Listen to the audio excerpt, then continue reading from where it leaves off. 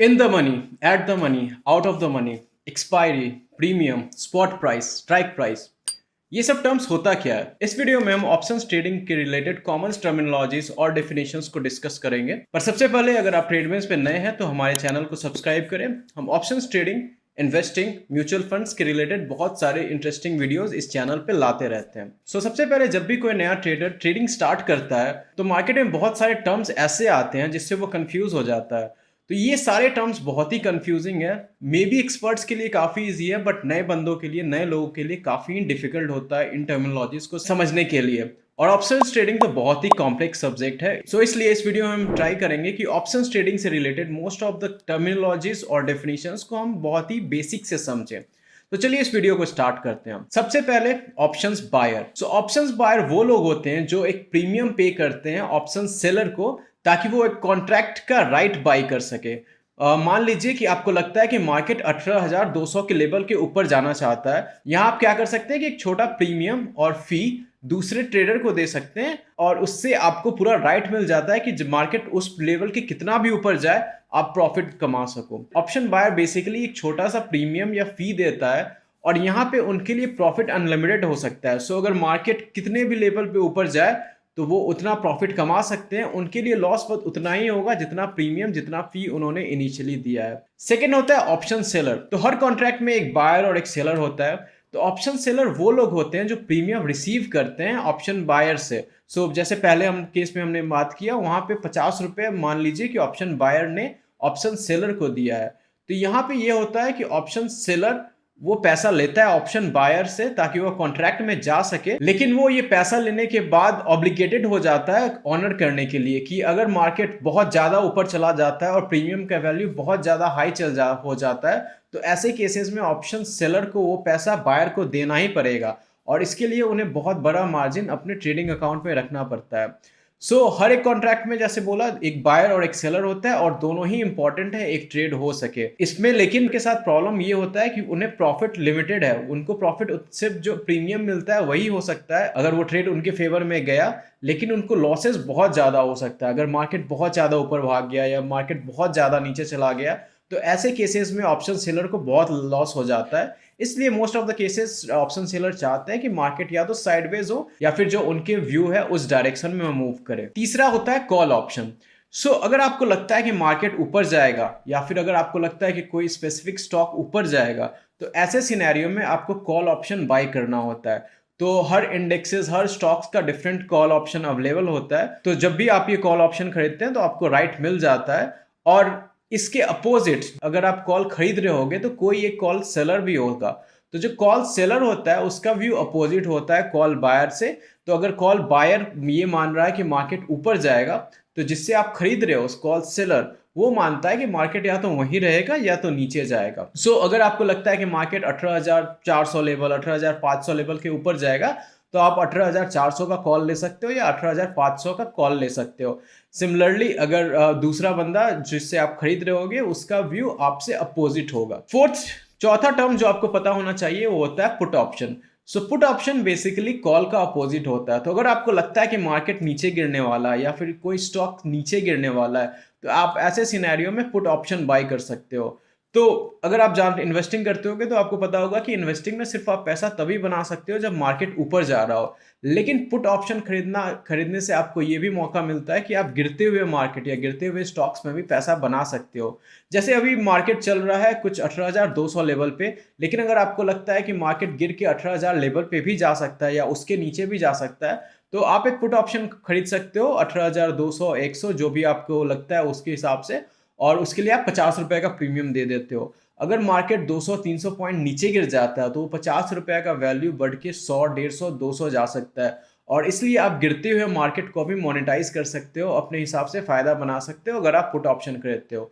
Put option basically वो खरीदते हैं जो बेयरिश व्यू के होते हैं। और जैसे मैंने बोला हमेशा हर कॉन्ट्रैक्ट के लिए एक बायर और सेलर होगा। तो अगर आप पुट ऑप्शन खरीद रहे हो तो कोई पुट ऑप्शन बेच भी रहा होगा। जो बेचता है पुट ऑप्शन वो बुलिश व्यू का रहता है। उसका व्यू रहता है कि मार्केट या तो ऊपर जाएगा या फिर वहीं रहेगा, उससे ज्यादा नीचे नहीं गिरेगा। तो ये होता है कॉल ऑप्शन और पुट ऑप्शन। चलिए अब आगे समझते हैं एक्सपायरी क्या होता है। तो जब भी कोई कॉन्ट्रैक्ट बनता है कि लेट से एक ऑप्शन बायर ए है, वो बोल रहा है कि मार्केट 18,200 के ऊपर जाएगा, तो उसका एक टाइम लिमिट होता है कि वो बोलता है या तो इस एक्सपायरी इस थर्सडे तक जाएगा या नेक्स्ट थर्सडे तक जाएगा या मंथ एंड के थर्सडे तक जाएगा। तो हर बार एक डेट डिसाइड करना होता है क्योंकि इवेंचुअली मार्केट या तो ऊपर जाएगा ही, लेकिन अगर वो उस टाइम तक नहीं जा पाया, उस टाइम तक उस प्राइस को नहीं क्रॉस किया, तो ये प्रीमियम का वैल्यू जीरो हो जाता है। तो लेट्स से कि आपने 18,200 का कॉल लिया हुआ है, आपको लगता है कि 18,200 के ऊपर जाएगा मार्केट नेक्स्ट थर्सडे तक, लेकिन अगर थर्सडे तक मार्केट 18,200 के ऊपर नहीं जाता है तो आपने जो प्रीमियम दिया था उसका वैल्यू जीरो हो जाता है और ऑप्शन सेलर पैसा बना लेता है। तो इंडिया में इंडेक्सेस के लिए हर थर्सडे का वीकली एक्सपायरी होता है। तो इस थर्सडे, नेक्स्ट थर्सडे, उसके नेक्स्ट थर्सडे, हर थर्सडे हर वीक आपको एक एक्सपायरी ट्रेडिंग मिलेगा और एक्सपायरी तक या तो प्रीमियम का वैल्यू बढ़ जाएगा अगर आपके फेवर में गया मार्केट, या तो जीरो हो जाएगा अगर वो आपके फेवर में नहीं हुआ तो। और अगर आप स्टॉक्स, डेफिनेट स्टॉक ऑप्शन में ट्रेड कर रहे हैं, जैसे आप एचडीएफसी के स्टॉक्स खरीद रहे हो, रिलायंस के स्टॉक्स ऑप्शंस खरीद रहे हो या फिर आईटीसी का ऑप्शंस खरीद रहे हो, तो उसमें मंथली एक्सपायरी होता है, उसमें आपको वीकली नहीं मिलेगा, मंथली आप खरीद सकते हो जो लास्ट थर्सडे होगा। और मान लीजिए अगर किसी महीने या किसी वीक में अगर वो थर्सडे छुट्टी हुआ, कोई भी नेशनल हॉलीडेज हो सकता है, 15 अगस्त, 2 अक्टूबर या एनी हॉलीडे, तो ऐसे केसेस में उसको एक दिन पहले मूव कर दिया जाता है, तो थर्सडे की जगह पे वेंसडे वो एक्सपायरी की तरह काउंट होगा। अगला टर्म है अंडरलाइंग प्राइस और स्पॉट प्राइस। तो ऑप्शंस को डेरिवेटिव्स इसलिए कहते हैं क्योंकि इसका प्राइस जो होता है वो डिराइव किया जाता है किसी असेट से।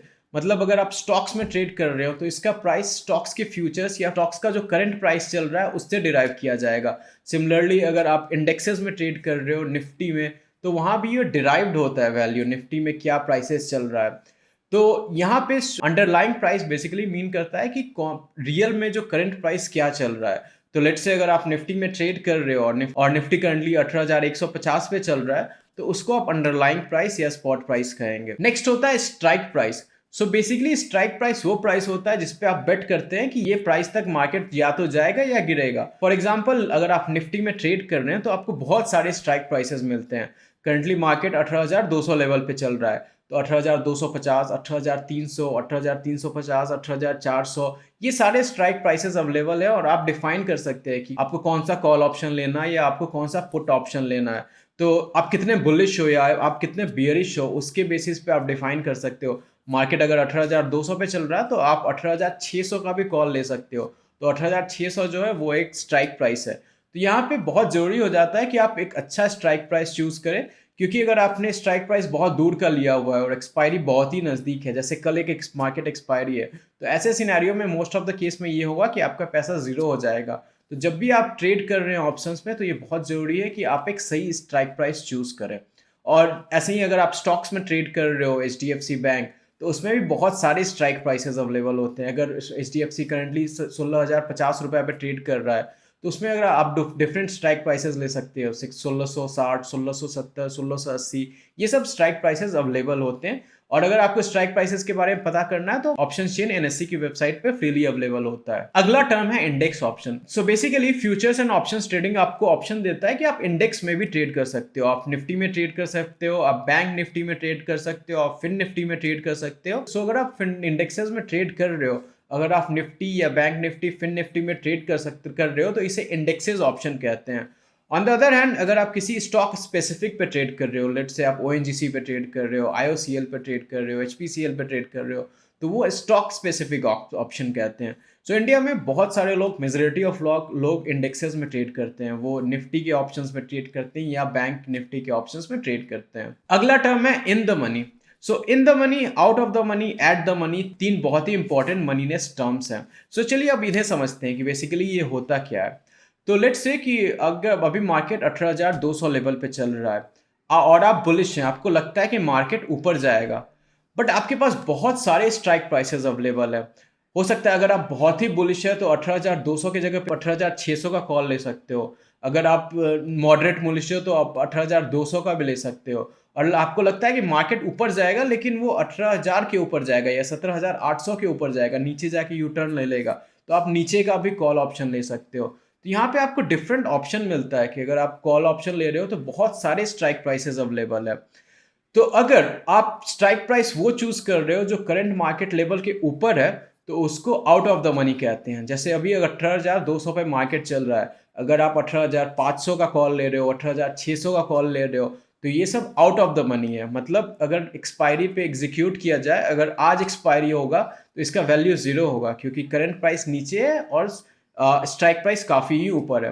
तो इन सब को कॉल ऑप्शंस के लिए आउट ऑफ द मनी बोलते हैं। जो स्पॉट प्राइस चल रहा है, अगर मार्केट 18,200 पे चल रहा है और अगर आप 18,200 का ही कॉल लेते हो तो उसको एट द मनी बोलते हैं, कि आपका अंडरलाइंग का प्राइस, स्पॉट प्राइस और आपका स्ट्राइक प्राइस सेम है। और अगर आप बहुत ही अंदर जाके खरीदते हो, आप अगर 17,800 का कॉल ले रहे हो या फिर 18,000 का कॉल ले रहे हो और मार्केट 18,200 पे चल रहा है, तो ऐसे सिनेरियो में आपको इन द मनी बोला जाता है। ये सारे strike prices in the money है। तो ये जो हमने रेफरेंस लिया, ये कॉल ऑप्शन के रेफरेंस में लिया गया। अगर आपको लगता है मार्केट ऊपर जाएगा तो इन सिनेरियो को हम एटीएम, आईटीएम, ओटीएम ऐसे डिफाइन करते हैं। वही आप अगर पुट ऑप्शन की तरफ से देख रहे हो, अगर आपको लगता है मार्केट नीचे जाने वाला है तो इसको पूरा उल्टा कर दिया जाता है। So in the money, out of the money और एट द मनी, ये सारे स्ट्राइक प्राइसेस आपको ऑप्शन चेन में मिल जाएंगे और आप अपने व्यू के हिसाब से, आप कितने बियरिश हो, कितने बुलिश हो, उस हिसाब से आप डिफाइन कर सकते हो कि आप किस में ट्रेड करना चाहते हो।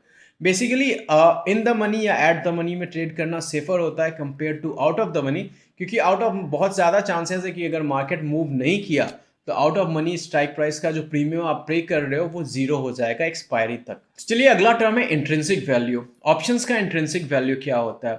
सो intrinsic value basically spot price और स्ट्राइक प्राइस का डिफरेंस होता है और ये basically in the money prices में होता है। सो मान लीजिए कि मार्केट अभी चल रहा है 18,200 पे और आपने 18,100 का कॉल ऑप्शन लिया हुआ है, तो यहाँ पे आपको डिफरेंस 100 रुपीज़ का हो जाता है। 18,100 का कॉल लिया हुआ है और मार्केट 200 पे चल रहा है, तो 100 रुपये जो होता है वो इंट्रिंसिक वैल्यू कहते हैं, क्योंकि ये ट्रू वैल्यू, अगर इसको एग्जीक्यूट किया जाए अभी तो आपको एटलीस्ट 100 रुपये तो वैल्यू मिलेगा ही। Out of the money contracts का इंट्रिंसिक वैल्यू नहीं होता है, क्योंकि ये स्ट्राइक प्राइस जो होते हैं वो करंट प्राइसेस के ऊपर होते हैं, क्योंकि ये स्ट्राइक प्राइसेस स्पॉट प्राइसेस के ऊपर होते हैं कॉल ऑप्शंस के लिए। और एक और इंपॉर्टेंट चीज ये होता है कि इंट्रिंसिक वैल्यू जीरो होता है, ये नेगेटिव नहीं हो सकता है। सेकेंड होता है time value. Time value basically वो वैल्यू होता है जिसका रियल वैल्यू नहीं है, बस टाइम के लिए। लेट्स से कि मार्केट 18,200 पे चल रहा है और आपने 18,300 का कॉल ऑप्शन लिया है, इसके लिए आपको कुछ प्रीमियम देना पड़ेगा, पर यहाँ रियल वैल्यू कुछ नहीं है। जस्ट बिकॉज आपको लगता है कि टाइम अभी बचा हुआ है एक्सपायरी के लिए 3-4 दिन, तो मार्केट ऊपर जा सकता है, इसलिए आप कुछ वैल्यू दे रहे हो, पर उसमें रियलिटी में कुछ वैल्यू नहीं होता है। तो टाइम वैल्यू को डिसाइड करने के लिए बहुत सारे फैक्टर होते हैं, जैसे कितना वोलेटाइल है असेट, कितनी फास्ट या स्लो वो मूव कर रहा है, या फिर एक्सपायरी से कितना नजदीक या कितना दूर है वो असेट। और जब आप बोथ इंट्रिंसिक वैल्यू और ट्रू वैल्यू को मिला देते हैं तो आपको प्रीमियम का वैल्यू पता चलता है। तो जब भी आप किसी ऑप्शंस का प्राइसिंग देख रहे हो तो वो कॉम्बिनेशन होता है दोनों का, इंट्रिंसिक वैल्यू का और प्रीमियम वैल्यू का। सो ये सारे टर्म्स हैं जो ऑप्शंस ट्रेडर्स को पता होना चाहिए। अगर आप ऑप्शंस ट्रेडिंग से रिलेटेड और भी सीखना चाहते हो और सारे टर्म्स कंसेप्ट समझना चाहते हो, तो हमारा एक बहुत ही इन डेप्थ कोर्स अवेलेबल है फिनग्रैड वेबसाइट के लिए। उसके लिए आपको joinfingrad.com वेबसाइट पे जाना होगा और वहां हमने मार्केट एक्सपर्ट्स, ऐसे लोगों से कोर्स बनवाया है जिनका मार्केट में 15 साल 20 साल जितना एक्सपीरियंस है। वहां पे जाके आप ऑप्शंस ट्रेडिंग स्क्रैच से सीख सकते हैं और बहुत सारे एडवांस कोर्सेज ऑल्सो अवेलेबल है हमारे वेबसाइट पे। आई होप कि मैंने जो भी डिस्कस किया हो वो आपको समझ में आया हो। अगर आपको इन सब टर्म्स में, किसी भी टर्म्स में कोई भी कंफ्यूजन है या फिर कोई भी टर्म समझ में नहीं आया हो, तो आप उसको नीचे कमेंट कर सकते हैं और उसको हम अच्छे से एक्सप्लेन करने के लिए नेक्स्ट वीडियो में ट्राई करेंगे। तब तक के लिए thank you so much for watching this video. This is Kritesh signing off. Thank you.